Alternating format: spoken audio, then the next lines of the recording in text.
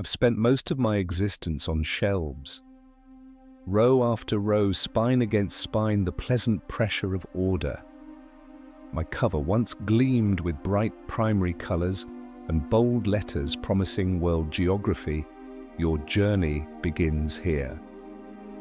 That was before the thumbprints, before the coffee stain that bloomed across my index page like a small, fragrant continent.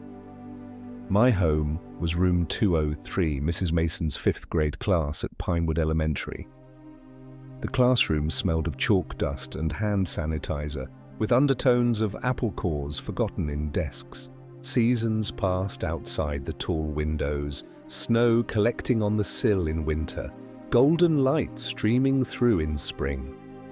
I measured time by the height of the children who held me, their hands growing larger year by year. But it was Emily who carried me differently.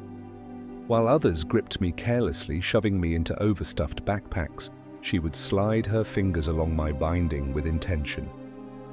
She was small for her age, with dark hair that fell across her face when she read, and she always smelled faintly of lavender soap. I first noticed her handwriting in early October. Where other students scribbled answers and moved on, Emily would write in careful print, pressing just firmly enough that I could feel each letter forming. Sometimes she'd trace the maps with her fingertip, lingering on coastlines and mountain ranges. "My dad says he's going to take me to the Grand Canyon someday," she whispered to her seatmate during a lesson on national parks. Her voice held such certainty. She dog-eared page 97, the panoramic view of rust-red cliffs against an impossible blue sky. I felt the small crease form, a secret marker between us. After school, she would take me home on Tuesdays and Thursdays.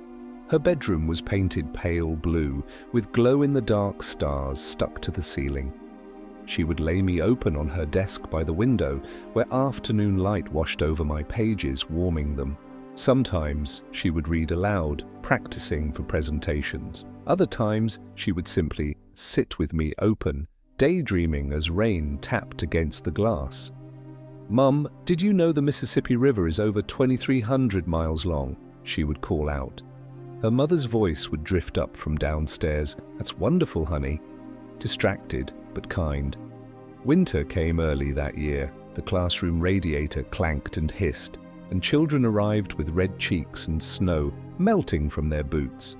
Emily had been absent for 3 days when the whispers started.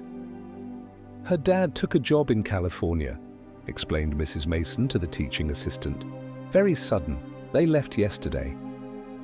The classroom felt colder somehow. My pages were turned by different hands now, careless ones that bent my corners and sometimes tore my maps. I waited for Emily's lavender scent, her careful touch. But she didn't return. One afternoon, the classroom door opened during silent reading.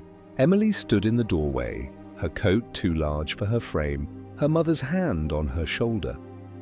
The children looked up, but their eyes slid away awkwardly. Mrs. Mason crossed the room with quick, sympathetic steps. "We came to say goodbye properly," Emily's mother said quietly, "and to collect her things." The air in the room felt thin, like the pages describing high elevations. Emily moved to her old desk, gathering abandoned pencils and a small notebook. Her face was composed, but her fingers trembled slightly. She passed my shelf without a glance.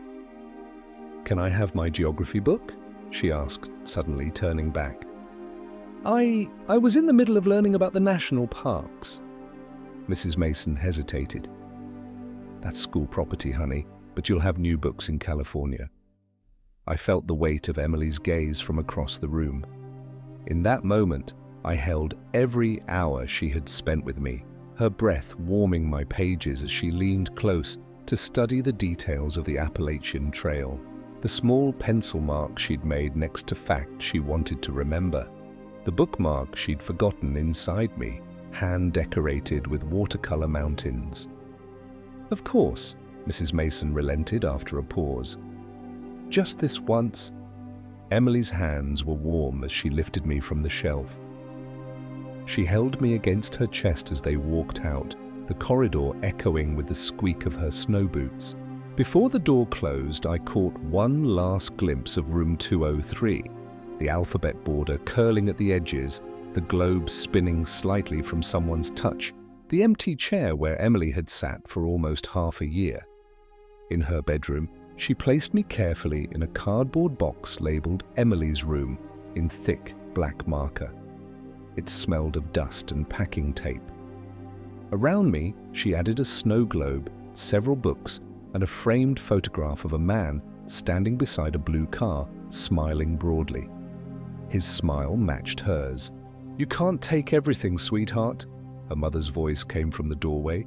"Remember, the moving truck has limited space." "I know," Emily replied, "but these are important." The box remained sealed through the drive across states. I felt every bump in the road, every pause at highway rest stops. We arrived at night, the air noticeably warmer even through the cardboard. The new house smelled of fresh paint and unfamiliarity.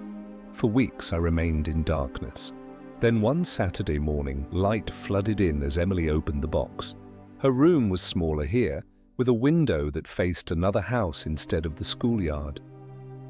She unpacked me slowly, running her hand over my cover before placing me on a new shelf.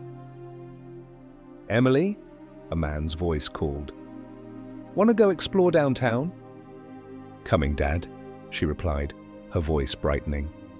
The door closed and silence returned. Days passed into months. I watched as she gradually filled the room with new belongings.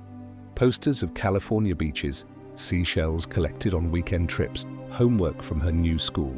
She opened me less and less until I became simply part of the landscape of her shelf, gathering a thin film of dust, until the day the postcard arrived.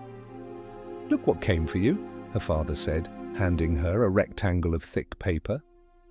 "From your friend back east." Emily sat on her bed, studying the image. Pinewood Elementary's brick facade, the maple tree out front that turned flame red in October. Her fingers traced the familiar outline of the building. She stood suddenly and reached for me, pulling me down from the shelf. My pages opened to where the bookmark still rested. Page 97, the Grand Canyon. With careful movements, she slipped the postcard between my pages, right over the image of the canyon. "Someday," she whispered, closing me gently. Years passed.